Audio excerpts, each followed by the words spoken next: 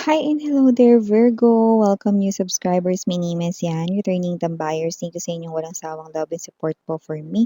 At kung hindi niyo pa meron pa tayong other channel, link is down below sa ating description box. So if interesado, i-click lamang yung link na yan para kayo ay punta there at araw-araw ay nag-upload din tayo ng collective readings for all signs doon. At yun nga, wala tayong gender dito. So babae, lalaki, LGBT, lahat po ay welcome. Pwede rin pong i-switch yung mga roles dahil possible talaga magkapalit-palit kasi general reading ito. And at the end of the day, lahat ay may free will na free niyong gamitin anytime, anywhere, no? So, let's go ahead and check these messages right here for you, Virgo. By the way, kung may cross-watchers dito si Virgo, okay, just take only what resonates. Welcome ka rin. Or kung may Virgo placement sa natal/birth chart, welcome din kayo. So, just take only what resonates with you guys. Archangel Michael, maraming salamat. Angel guides, can we get messages right here for Virgo, please? What does Virgo needs to know? Can you please show me?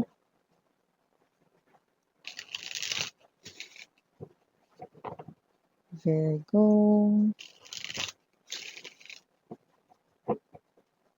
Okay, so let's go ahead and check this mga messages right here for you guys. So you do have here the energy of the Queen of Mirrors, the Page of Flutes, Ace of Flutes, the Rose Ceremony, Judgment energy, Ace of Roses, Four of Roses, Queen of Rings for the bottom of the deck, King of Mirrors to the Knight of Rings.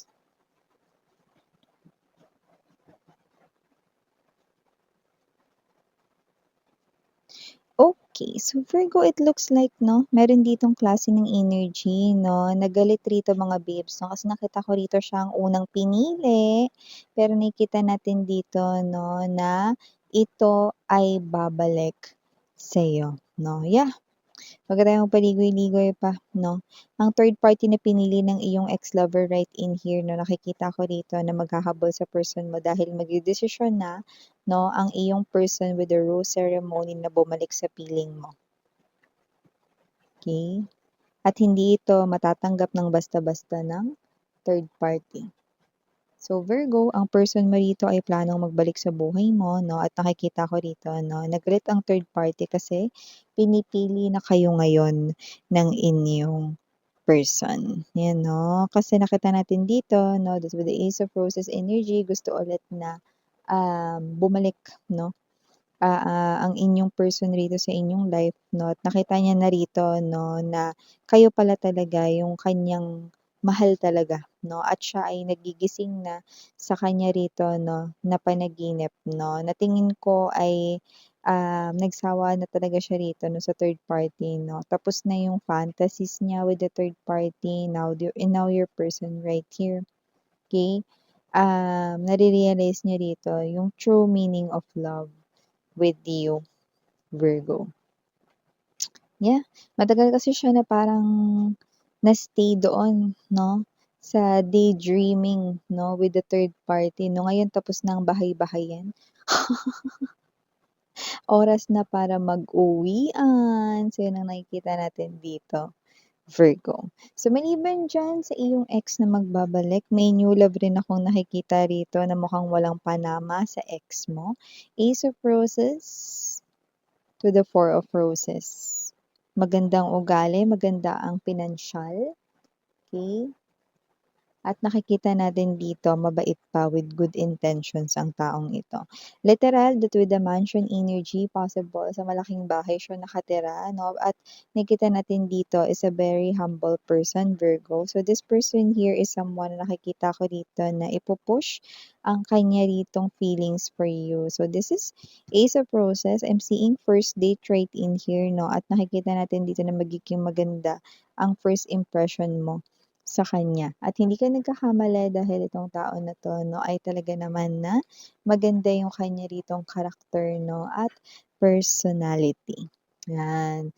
Aces, aces right in here definitely, no? First lahat dito ay magiging first with this person. But this is the type of energy, no, na maglalas forever. So, yung nakikita natin dito. Matalino rin yan, yung nakikita natin dito. At pwedeng posibleng palabasan ng mga libro.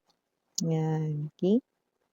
So, maliban diyan mga babes, nakakita rin ako ng energy rito na posibleng kayo 'to na gusto mo na magluto or matutong magluto dito, may gano'ng klase ng energy ha.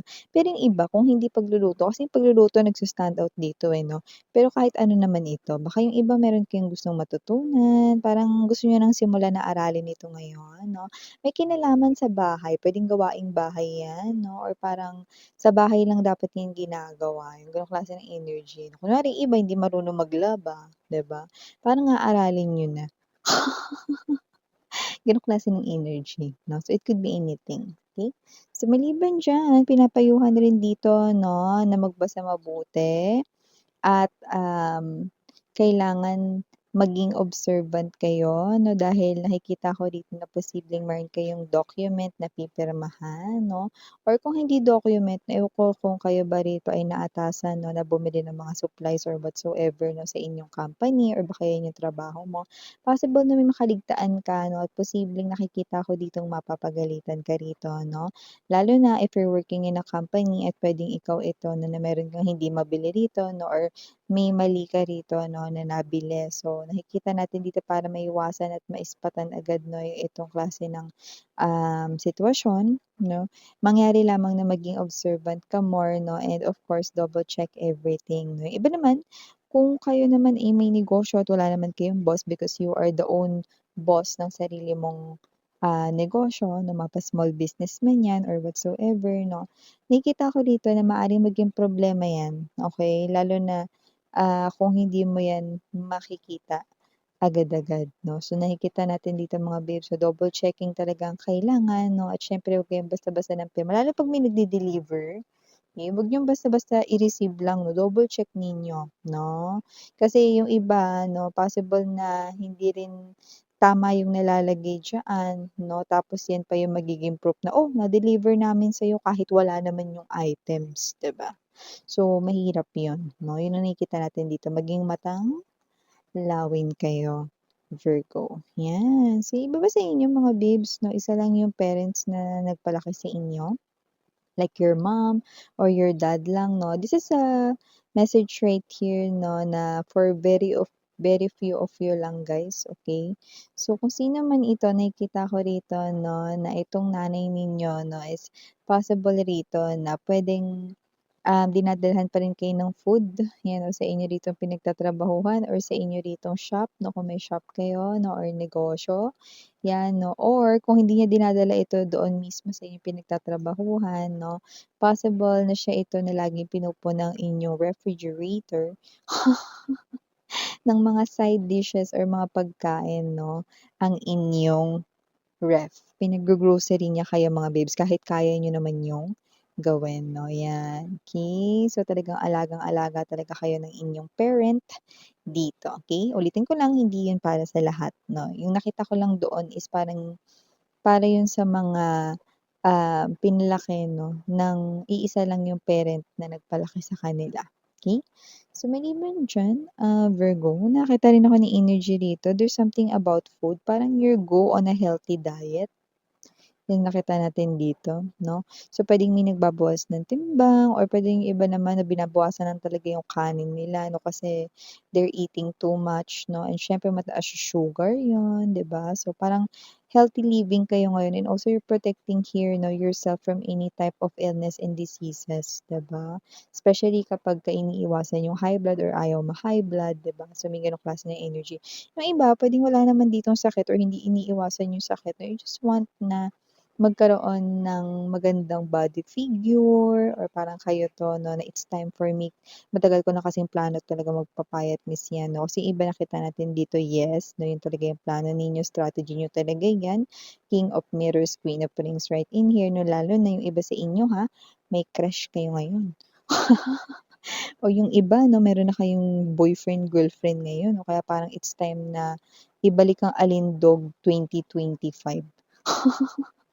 Gano'ng klase ng energy 'no, pero carry lang dahil nakikita ko rin naman that you're also doing that because self-care and self-love, 'yan 'no. And speaking of love 'no, meron kayo rito 'no, na someone na posibleng matagal na kayong kilala rito. This person is always there for you 'no. Akala niya as a friend lang yung tingin niya sa'yo pero magbabago 'yan 'no, sa mga susunod na darating na mga linggo. Dahil nakikita or makikita niya rito sa inyo 'no, na parang biglang nag-slow-mo ang kanyang paligid 'no, sa isang sitwasyon 'no, na posibleng mataas ang chance mangyayari pa lamang. So itong friend mo na akala friend lang ang turing sa'yo at magiging friend lang talaga yung turing niya sa'yo forever, mababago na 'yan sa mga susunod na mga days na paparating sa kanya dito. So, 'yan. So, maliban diyan mga babes, nakakita rin tayo dito ng energy last but not the least for you, Virgo, sa loob ng bahay ninyo. Possible mga babes 'no, na nandiya-diyan lang sa loob ng bahay ninyo ang hinahanap mo ng matagal.